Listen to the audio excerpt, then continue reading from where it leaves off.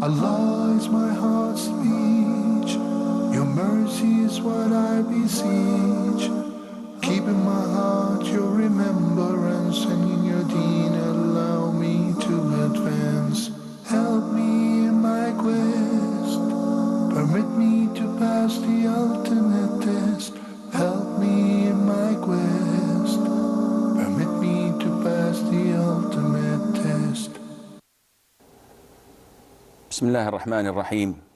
الحمد لله رب العالمين، وصلى الله وسلم وبارك على المبعوث رحمة للعالمين نبينا محمد وعلى آله وصحبه أجمعين. Dear brothers and sisters in Islam, Assalamu alaikum wa rahmatullahi wa barakatuh, and welcome to this new episode of Ask Huda. Our first question for tonight is from Muhammad, and he asks by saying, what will happen if Riya develops during my salah and I ward it off, and at the end my intention was for Allah?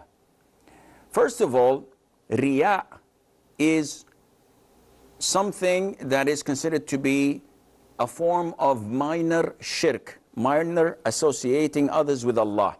It's not major. It doesn't nullify a person's Islam. And a lot of us may translate it into showing off. So brother Muhammad is asking, what's the ruling if a person comes and he begins his prayer and all of a sudden he gets these feelings of showing off? So I'm praying and somebody's looking, and all of a sudden I try to beautify my prayer so that people would think well of me, maybe beautify my recitation, maybe prolong my prayer longer than usual so that people would comment and praise me for that. So what's the ruling on that? First of all, scholars say that deeds vary. There are deeds that are connected, the beginning with the end. So if the beginning was not good, then the end will not be good, and vice versa. Such as prayer. If you begin your prayer without wudu, even if you continue the whole prayer, the whole thing is gone. If you begin the prayer with wudu, and just before salam, you nullify your wudu, your prayer is gone, because it's all connected together. And there are deeds that are not connected. The beginning is not connected to the end, such as charity, for example. So if a person gives 50 riyals and then another 50 riyals, they are not connected. They're different and separate. And scholars say if it's separate, then whatever has showing off in it is not accepted. And the part that did not have show off in it is accepted. For example, I have 100 riyals. This Shaykh ibn Uthaymeen says, he always gives this example, may Allah have mercy on his soul. So if I give 50 riyals for the sake of Allah to the poor, and my intention was for the sake of Allah, Allah accepts this. But if I add another 50, just because someone commented positively or is looking at me, so I wanted to show off, then this 50 riyals, the second one, is not valid, and the first one is accepted. When it comes to prayer, it's a different issue altogether. If I begin the prayer from the very beginning with the intention of showing off, the whole prayer is invalid. So for example, I'm sitting idle, all of a sudden the boss of the company comes in and he looks at those around, so I stand up and I start to pray just to impress him. So my whole prayer is invalid and I'm sinful for that. But what is the ruling if this feeling of showing off came to me while I was praying, not from the very beginning? It's an issue of dispute. And because it's an issue of dispute, then inshallah, if you ward it off as you have said, and then at the end of your prayer, the intention was purely for Allah Azza wa Jal, your prayer is valid. The issue is not when it crosses your mind and you contemplate upon it and you fight it off. The issue is when you are happy with it and you go along with it. In this case, this affects your prayer. So if it goes all the way to the end while you are happy with it and continuing with it, scholars differ. Some say that the beginning is okay, but the end is not. Some say the whole prayer is invalid. And because there is this difference of opinion among scholars, we say, inshallah, Allah accepts that which was pure and rejects which was not. Qadir says, during ghusl, first we pour water on the head after wudu 3 times. Is it necessary to pour water again on the head when we pour water on the whole body thrice after that? Now, when it comes to ghusl, a lot of the brothers and sisters have confusion. Ghusl has 2 ways of performing it. The sunnah way and the way that is accepted, which is not in accordance to the sunnah. So the way that is accepted, which is not in accordance to the sunnah, but it's accepted, it's valid, is when you wash your entire body, you turn the water in your mouth and you rinse your nose, that's it. So if I dip myself in the ocean or in the sea or in a big swimming pool with the intention of uplifting this major ritual impurity that I have, and I turn water in my mouth and I rinse my nose, sniff the water and blow my nose, then my ghusl is valid and I am in the state of wudu. I don't have to perform wudu. But the sunnah way, which the Prophet ﷺ had done himself and the mothers of the believers told us about, is first of all that you come and you wash your hands 3 times. Because at the time, they did not have faucets. They had a bucket of water, so they had to put their hands in the bucket of water and then start to wash themselves. So in order to ensure that your hands are clean and no dirt on them, you first wash your hands before entering your hands into that bucket of water. And then the Prophet used to wash his private parts and then wash his hands again. And in some narrations, he used to dust his hands because they did not have soap at that time. So dusting your hand on the ground cleanses it.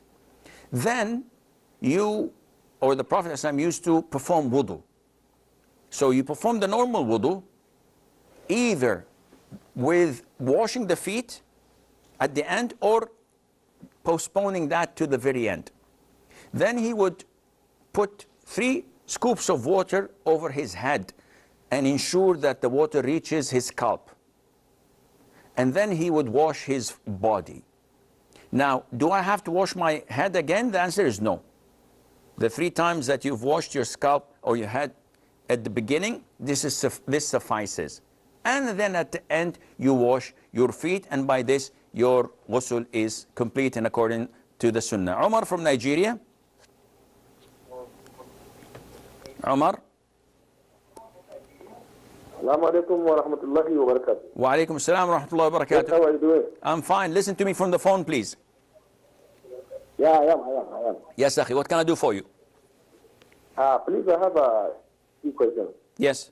Number one is that in my area in Nigeria, whenever we finish the prayer, there is this habit that people engage in. When you finish your tasbih, you see people turning to the person on the right and the person on the left, take their hand. Okay. You just say, Salaam alaikum. People just keep on shaking hands. Okay. After the prayer. I just want to know, is that in accordance with the sunnah, if there is anywhere that written? Okay, second question. What the status is. Second question is about this qunut. I know you have been. I'm unable to hear you, Umar. Second question is about? Umar? I said the status is about the qunut after the Fajr prayer. Okay. Any more questions? And then lastly, Okay. the prayer have prohibited Witr. What's with witr? the after prayer. Nawafil left after the after prayer. Okay. Are prohibited. Yeah, are you asking about the rawatib or about witr? No, nawafil, nawafil. Nawafil. What about, is there anything specific? No, after Asr. It's not. After You are not Asr. supposed to pray after Asr. Okay. You are not supposed to pray after Asr, right? Okay. I will answer you, inshallah. Okay. Okay. Omar from Nigeria had 3 questions. The first question was, what is the ruling on shaking hands after concluding the congregational prayer? I'm in the masjid. It's a habit in so many countries that you look at the person to your right and Assalamu alaikum rahmatullah, Assalamu alaikum rahmatullah, how are you? Everything is fine. So what's the ruling on that? First of all, offering salam is good, and it's something that is positive. However, if it becomes a habit and it is attached to fard prayer and congregational prayers, it becomes an innovation. So, akhi, how can you say it's good, but it may become an innovation? It's very easy. If I'm in the prayer, I concluded my salat, and I look to my right, and there is this brother I had not seen in some time, couple of weeks. So, assalamu alaikum, how are you, my friend? Where you've been? Chit-chatting with him. There's nothing wrong with that. But if it is a habit that every time after we conclude our prayers, we look to whomever randomly is at our sides and shake hands and give salam, this is an innovation. Why do we say it's an innovation? Because our Prophet ﷺ, who taught us the religion, who taught us the deen, did not do anything as such. Neither did his companions. And this is a very important issue that all Muslims must adhere to. When we want to do something, did the Prophet ﷺ ever did something that is similar to this or not? If he didn't, then it is an innovation. If he did, then go ahead and do it without any problem, inshallah. Umar's second question was about the ruling of al-qunut in Fajr. What is qunut? Qunut in Arabic has a number of meanings, of number of words. One of them is to prolong the recitation. This is one of them. So the Prophet used to make qunut in his Fajr prayer, meaning that he used to prolong the prayer, reciting the Quran, and it's one of the longest prayers around. And another famous meaning of it is the dua, which we usually do in witr. So we say, Allahumma hdini fi man hadayt wa afini fi man afayt wa tawallani fi man tawallayt, which we usually hear often in Taraweeh prayers, and we occasionally do it in witr prayer. So this is qunut. Now the issue that Brother Umar is asking about is the ruling of making dua al-qunut in Fajr prayer, in the second rak'ah. What's the ruling on that? It's an issue of dispute. The majority of all scholars of Islam say that this is not a sunnah. Some say that this is a sunnah, and among those who say that it is a sunnah is the school of thought of Imam al-Shafi'i. But the other schools of thought, the narrations of the companions of the Prophet ﷺ, that the Prophet did not do qunut, neither did Abu Bakr, neither did Umar, neither did Uthman, may Allah be pleased with them. None of them had done it. Yes, the Prophet did it for a short period of time until Allah Azza wa Jal told him to stop. And therefore, we, as it is the sunnah of the Prophet ﷺ, till he died, that he did not do it, we should follow the same, and Allah Azza wa Jal knows best. Firdosa from Ethiopia. Assalamu alaikum, Sheikh. Assalam tullah. Sheikh, assalamu alaikum. Wa alaikum assalam. Listen to me from the phone, please. Sheikh, And mute. I have a few questions. Yes. Okay. My question is, in the past Ramadan, Yes. I gave a bath and I didn't fast the whole month. Okay. I missed the whole month. And before this, just recently past Ramadan, I got pregnant. Okay. Before around the ending of the month, and then due to that, and plus, sorry, I missed 7 days before I get pregnant for menstrual period, and then before the completion of Ramadan, I got pregnant, and I didn't say that day, and also around the 5 days I traveled. I was on journey, and I got totally around solid day I missed from the past Ramadan. Before I repaid that one, I got pregnant, and then I gave birth during this last Ramadan, and I missed the whole month. Till now, I didn't fast because I'm breastfeeding, and my baby is now 10 months old. Sorry, so I need your advice on this. Okay. Any more questions? No, thank you. I will answer you. Yahya from Saudi. Assalamu alaikum, Sheikh. Salamullah. First, Sheikh, I appreciate the way you explained. Jazakallah khair. Ujazak. Sir, Sheikh, my question is having a girlfriend right or wrong? For a boy or for a girl? For a boy. Would you like to have a girlfriend? Would you accept your sister to be a girlfriend for someone else? No, obviously not. Okay, alhamdulillah. This answers your question. Okay, shukran. Jazakallah khair. Wa jazak, ya akhi. Barakallah feek. Umar from Nigeria says, what's the ruling on praying voluntary prayers after Asr? And the reason probably he's asking this question, because we all know that there are restricted times of prayer during the day and night. So the Prophet told us, alayhi salam, that it is not permissible to pray after Asr until the sun sets. And it's not permissible to pray after Fajr until the sun rises. And these are known as prohibited times of prayer. So he says, okay, what about in the case if I missed a voluntary prayer of Asr, of Dhuhr, for example, and I could not pray it on time? Can I make it up after Asr? It's an issue of dispute among scholars. And the reason for dispute is that the general trend is that you're not allowed to do this. However, there is an authentic hadith narrated by Salama, may Allah be pleased with her, that the Prophet ﷺ came into her house and prayed 2 rak'ahs after Asr. So she protested in a sense and objected, O Prophet of Allah, you always prohibited us to pray after Asr, and now you're praying 2 rak'ahs. What is this? He said that there was an envoy from the tribe of so-and-so who used to, came, and I could not have enough time to pray the Dhuhr Sunnah until Asr was due. So I had to make it up now. This is the hadith. There is another narration where she said, okay, Prophet of Allah, can we do this? Okay, should we do it like you? And the Prophet said, no, do not do this.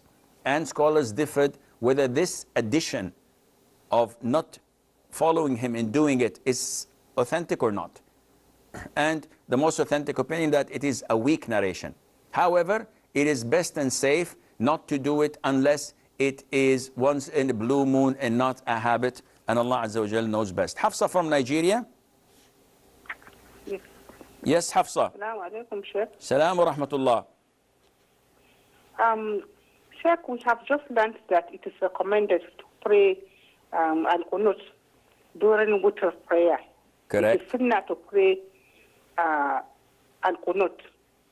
Then how often is it recommended to pray this? In witr? Yes. Okay, I will answer inshallah. And we have wajazakum. Samira from Saudi. Yeah, Assalamu alaikum, Sheikh. Samtullah.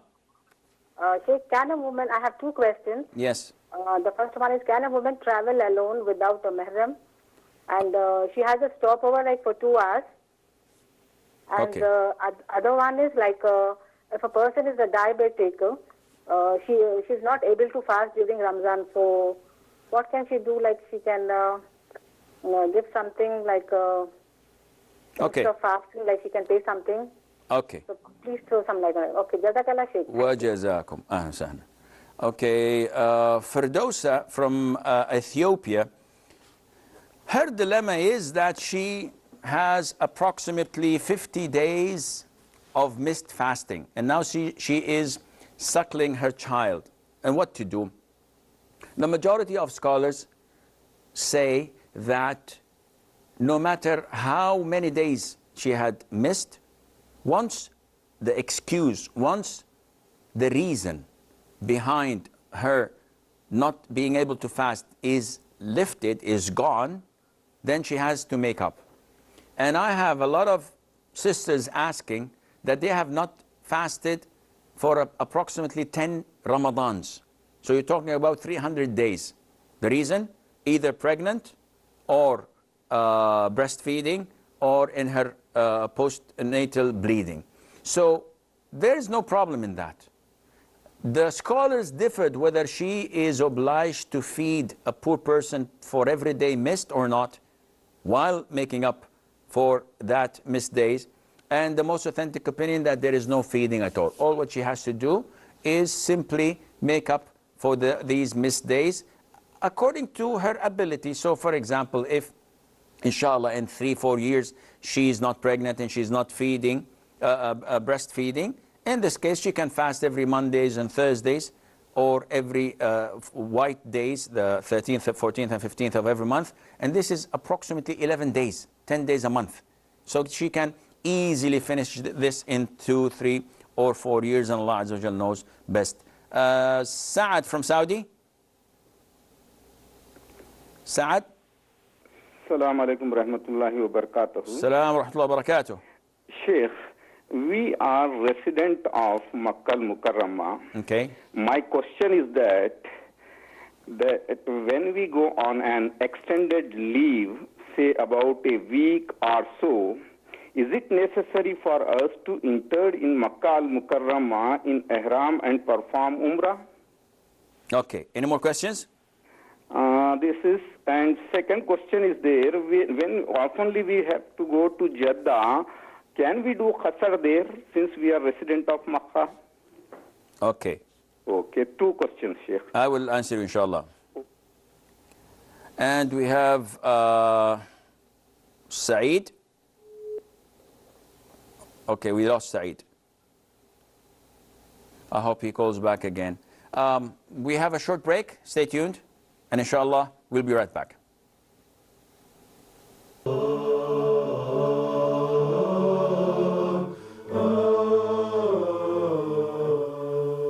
Zad's group present to you 3 of the best versions for Sheikh Muhammad Saleh Al-Munajjid in English language. How he treated them. Interaction of the greatest leader, the Pilgrim's Provision. For more information, please visit one of those websites.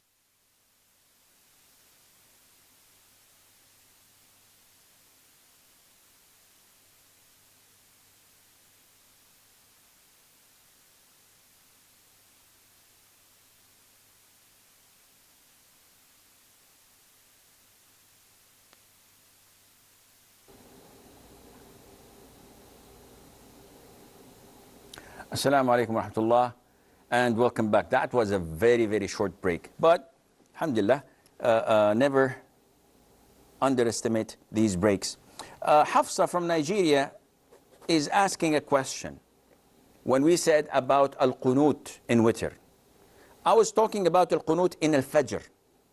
But she has got a question regarding the qunut in witr. How often should we do it?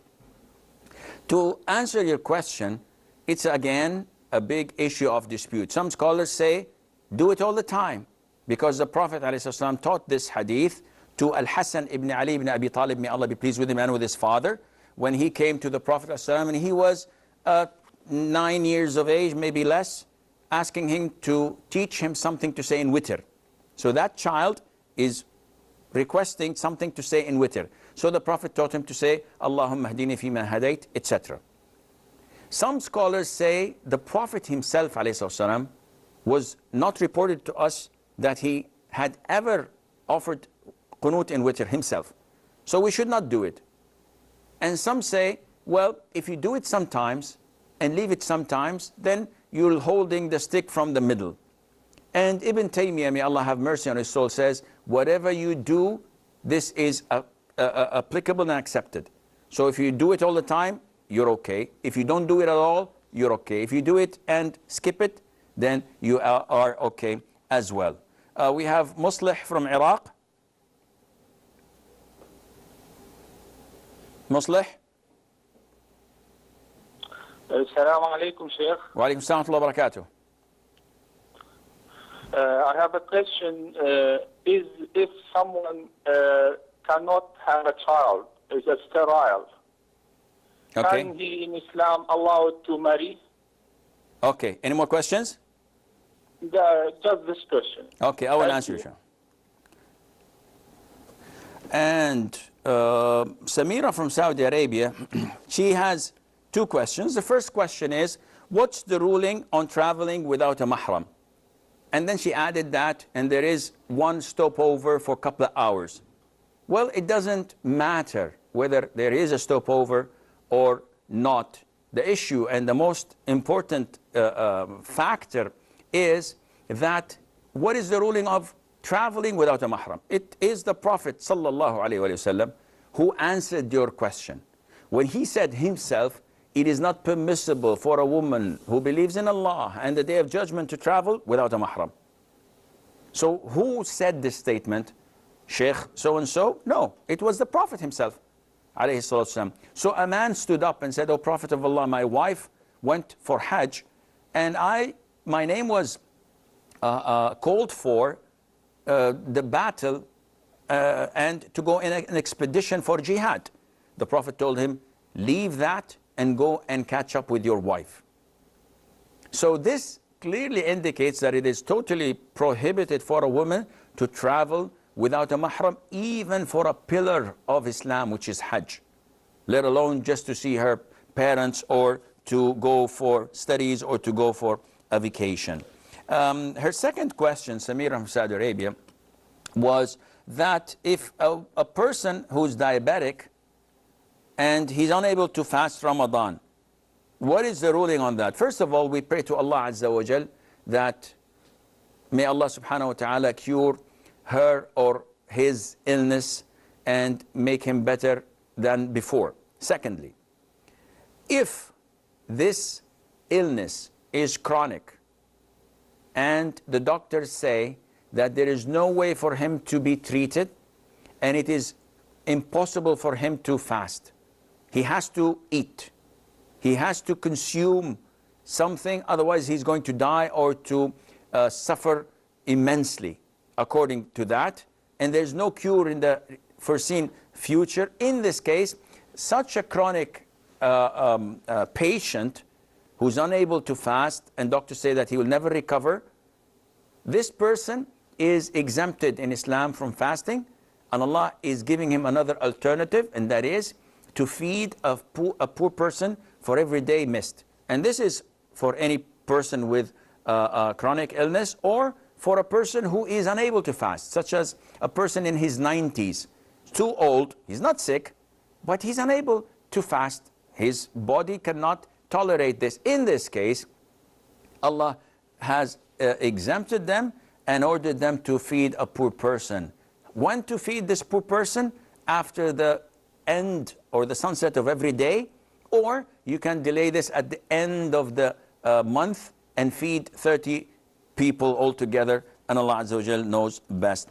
We have Absian from Ethiopia. Hello, Assalamu alaikum, Sheikh. Salam to Allah. Sheikh, I have a question. Yes, Akhi. I just have a problem with my night voice. Hello? Yes, Akhi, what's your problem? Just to have a dispute with our neighbor. So I try to solve the problem with them by sending elders from the neighbor, but they refused to accept my invitation to solve our dispute. And the school is... Absian, the problem with your neighbors is caused by who? By the children? No, no, no. Just with my mother and another woman which is living in neighbor. Just is a dispute on the some sort of issues. Okay. So just I try to solve the problem by sending the elders from the neighbor. Okay. But they refused. Okay. Now they brought the case to the court. The case is in the court. Now, do I have a problem with her? I try to say for them assalamu alaikum, but they refused to respond for me. And they have again, and they look at me and the other my families by glancing with bad eyes. Okay. So what is the problem if I stay until the court issues is stayed? There is a hadith which says that if a person is two Muslim person dispute and if it is take more than 3 days, their good deeds will not be accepted until they solve the problem. Yes, I have a problem with this regarding on these issues. I need the answer from you. I will answer you, inshallah, Absin. Isa from Nigeria? Isa? I think we've lost Brother Isa. Okay, Saad or Saeed, I'm not sure, wallah, from Saudi Arabia. He says that I live in Mecca. So whenever I travel for a week or two or a month or a year and I come back to Mecca, is it mandatory for me to enter Mecca in the state of Ihram and make Umrah? The answer is no. It is not obligatory upon you. The Prophet ﷺ, when he came to the conquest of Mecca, did not come in the state of Ihram. So there is no problem in you to enter and exit from Mecca as much as you want, with or without the state of Ihram. And his second question is that I often go to Jeddah. So if I go to Jeddah, am I allowed to pray Qasr prayer? It's an issue of dispute. And the most authentic opinion is that Qasr is determined by not the distance, but rather by what the people consider to be traveling. So the people of Mecca and the people of Jeddah, there's about 80 kilometers apart between them, yet we never consider commuting between the two cities as traveling. I have so many friends who live in Mecca and they work every single day of the week in Jeddah. And sometimes they commute twice or 3 times to attend a wedding, etc., and go up and down. So when I travel to Mecca, I never shorten the prayer and I never combine. But if I travel to Taif, for example, which is another 70 kilometers further, in this case I do, because now I am considered to be traveling and Allah Azza wa Jal knows best. We have a second break. Stay tuned and inshallah we'll be right back.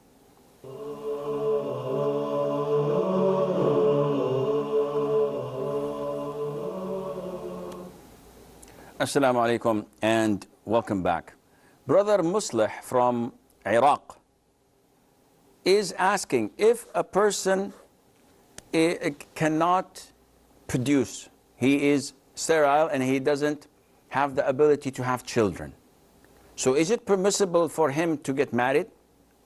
And the scholars have commented on this and said that this is totally permissible if the woman knows of his case and she's fine with that. See, marriage is not only about reproduction, having children. It's not all about intimacy. There are so many things more to marriage than this. However, this is the core of marriage. So if a person is unable to have children, or even worse, if a person is impotent and he's unable to have intimacy with his wife, he needs someone to share the house with him. He needs someone to talk to. He needs someone to take care of him if he's sick. So there is no problem in him getting married to a woman who knows his condition is she's fine with that. Maybe another woman who does not bear children. Maybe a woman who already has children and doesn't want any more from another person, maybe, and there's so many possibilities. And in short, yes, but the most important condition is that you do not deceive people.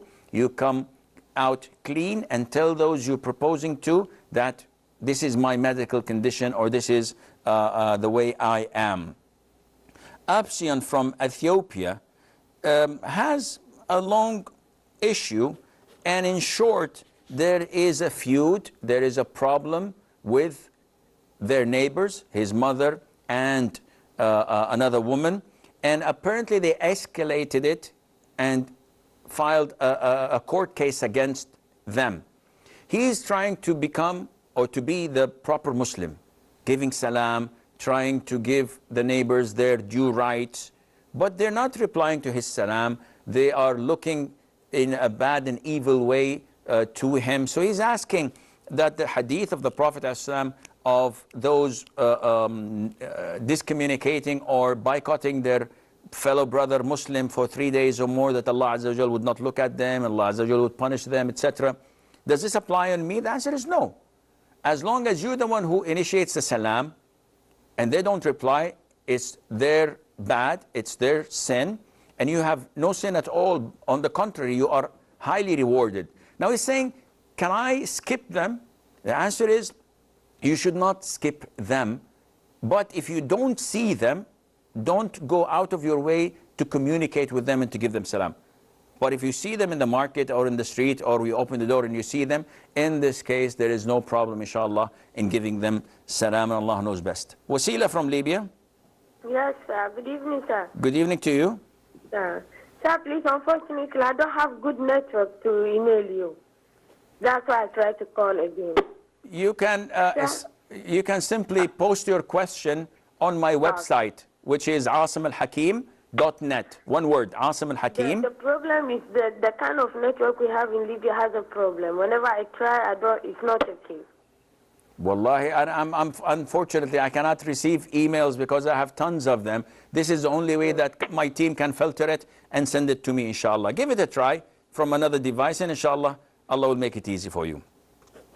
Abdul Rahman from Saudi. Assalamu alaikum wa rahmatullahi wa barakatuh. Assalamu wa barakatuh. My husband has a question he wanted me to ask you. He stepped out.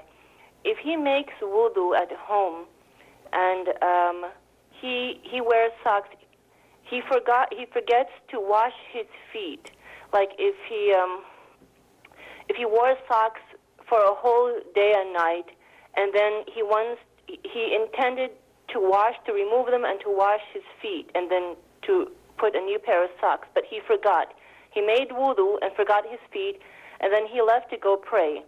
Can he, at the bathroom of the masjid, can he just wash his socks, or does he have to redo his whole wudu? Okay, I will answer. Can he remove his socks and just wash his feet, or he has to redo his whole wudu at the masjid? Okay. Any more questions? No, thank you. I will answer you, inshallah. We have Adnan from Saudi. Or Adnan? Okay. Abdul Nasser from Libya. Sheikh, salam alaikum. Salam, you're late, Abdul Nasser. Yes. We don't have lights. Yes, Akhi. Sheikh, how are you? I'm fine, Jazakallah khair, Akhi. Sheikh, I have 3 questions. Okay. My first question, in case enter the masjid and the Muazzin is not yet giving Azan, and you give him Arba Rak'at, so you sit down, then please, the Muazzin Azan for Zuhr. So should you again make 4 acts or not to make it? That was the question. This is for what salah? Yes, for salah. No, he made Azan for Zuhr. Dhuhr, okay. Yes, that before I enter inside the mosque, he's not yet Azan. So I give my 4 rakat and I sit down for 10 minutes after he makes Azan for Zuhr. Should I wait again and give another Arba rakat or not? Okay, any more questions? Yes, and my second question, Wallahi, Abdul Nasser, your line is very bad. It's breaking. Yes, the point is, we the Al-Sunnah of Jama'ah. Abdel Nasser, I'm afraid I cannot hear you properly. Your line is breaking. I would appreciate if you try to call again, please. Jazakallah khair. Nadia from Saudi. Nadia from Saudi. Hello, assalamu alaikum. Salamullah. Sheikh, I want to ask you, last weekend my sister went to Jeddah for exams. So she was having intention from Riyadh. She and her whole family, husband and children, everyone went, that after her exam she will perform Umrah. But Thursday she left from Riyadh and she did not wear a haram because she has exam on Friday morning. So she was already have intention that after exams they will go for Umrah. So that time after exams they asked from the Jeddah people. Some people said that they have to wear a haram from Jeddah and some said that they have to go to Taif. So for the sake side they went to Taif. But I just want to ask you, does it is okay or how should the people do if they are having intention but later on, not direct to Any more questions, Nadia? No, thanks a lot. I will answer you, inshallah. Okay, Abdurrahman from Saudi Arabia is asking a question about washing the feet in order to wear the socks. Now, the scenario she gave is that her husband, from the morning, he made his wudu, normal, washed his feet and wore his socks. We know that he has 48 hours to wipe over his socks without any problem. So when he came back home, let's assume before Isha, he wanted to make wudu, but he forgot and he made his wudu. He took off his socks and he forgot to wash his feet. And he went out of the bathroom, wore the socks again, and went to the masjid and remembered at the gates of the masjid that he did not wash his feet. So she says, can he go to the bathroom of the masjid and wash his feet, or can he wipe over the socks? The answer is, if when he went to the bathroom in his home, he nullified his wudu, in this case, by taking off the socks, he must make a new wudu with washing the feet. But if he went into the bathroom just to renew the wudu while his wudu was intact, the original wudu which he made a couple of hours ago and he wiped over his socks, he did not break it until he went to the masjid. Then, in this case, taking off the socks and wearing new ones does not affect your wudu because the previous wudu, the original wudu, which he wiped over his socks, was still intact.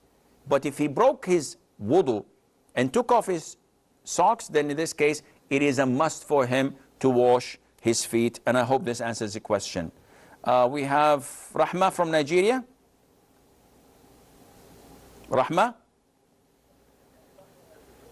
Assalamu alaikum wa rahmatullah. Wa alaykum assalam wa rahmatullahi wa barakatuh. Yes, Rahma. Listen to me from the phone, please. Yes, Sheikh, I have two questions. Okay, first one.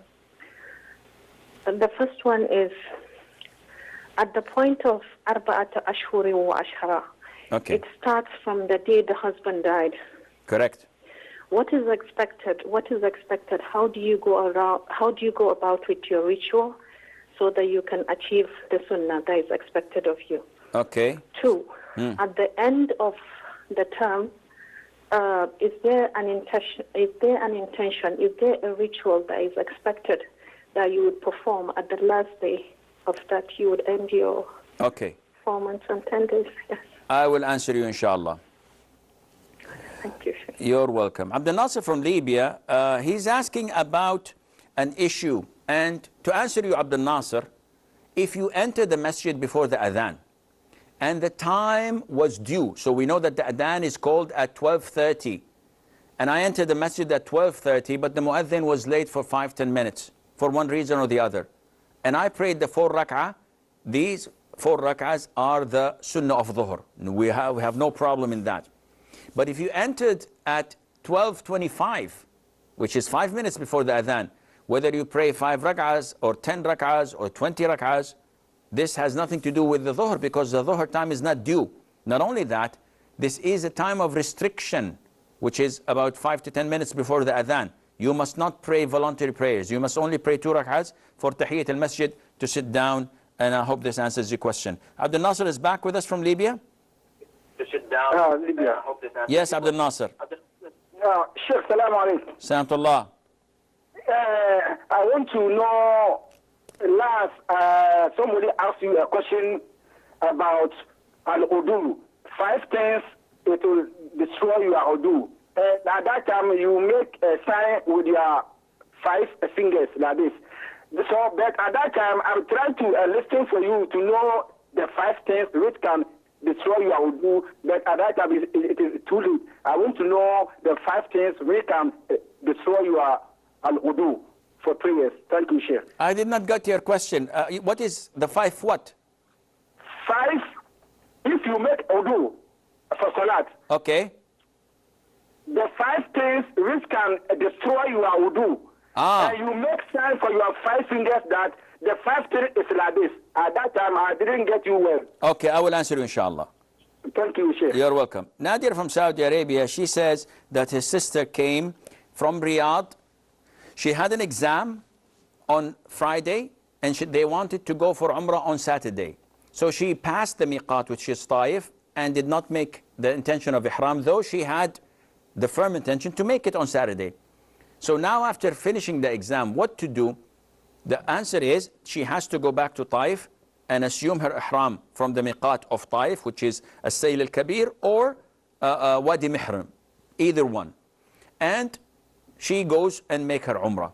If she makes it from Jeddah, she has to slaughter a sheep for every person who makes ihram, because they all pass the miqat with the intention of Umrah, and they did not assume their ihram from the miqat. So I hope this answers your question.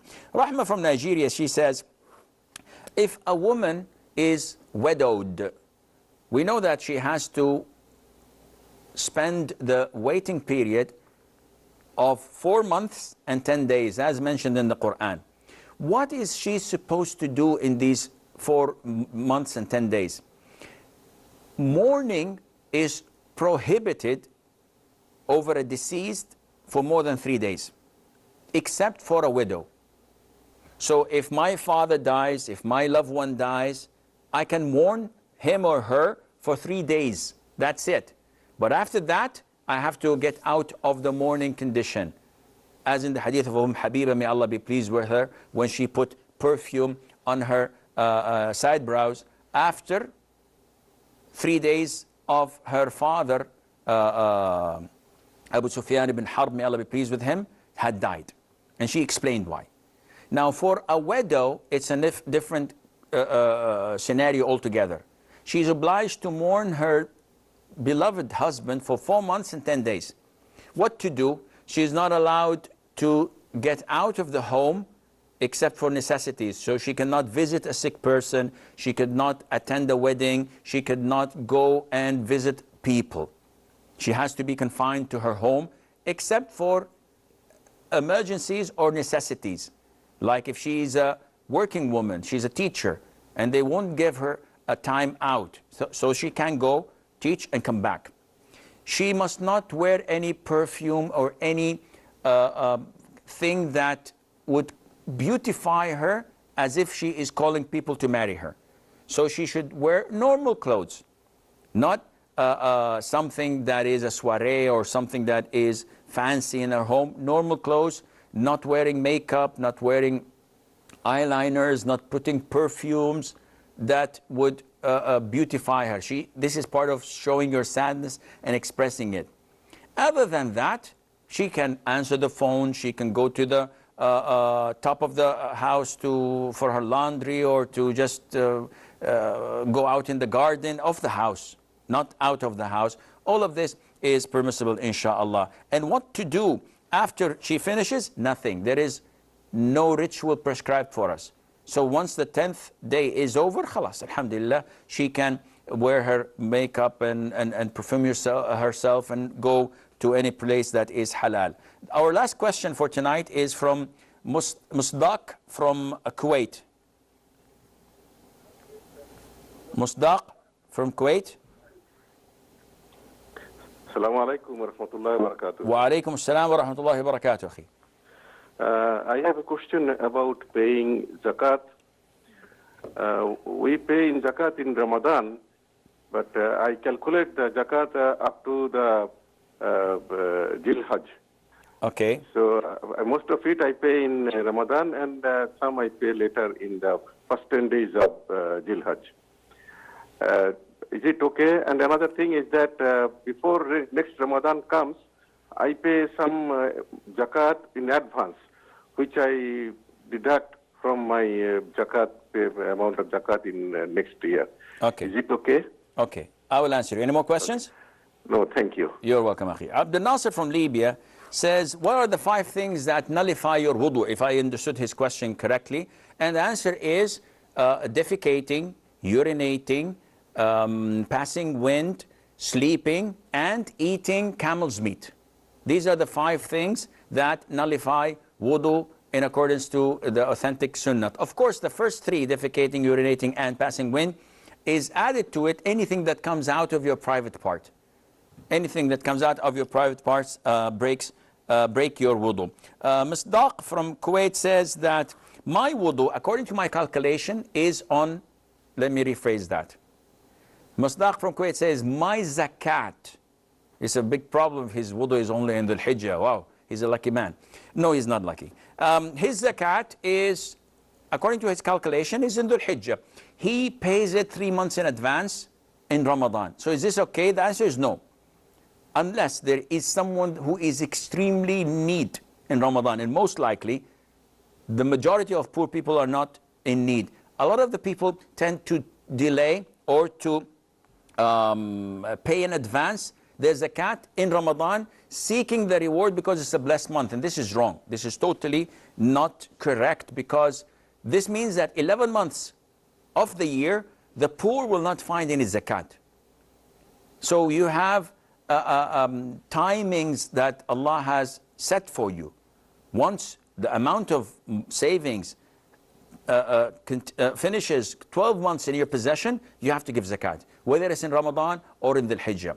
His second question is, okay, if there is a need for someone, so my zakat is due on Hajj. 5 months earlier, I got a person who will be in deep need because of a surgery in the hospital, and he doesn't have money. What to do? He needs money. I cannot tell him wait for 5 months. In this case, no problem, akhi. Give him the zakat because there is an urgent need, unlike when it is for Ramadan. Allah Azza wa Jal knows best. This is all the time we have. Until we meet next time. Fi amanillah, wassalamu alaikum wa rahmatullahi wa barakatuh. Allah is my heart's speech. Your mercy is what I beseech.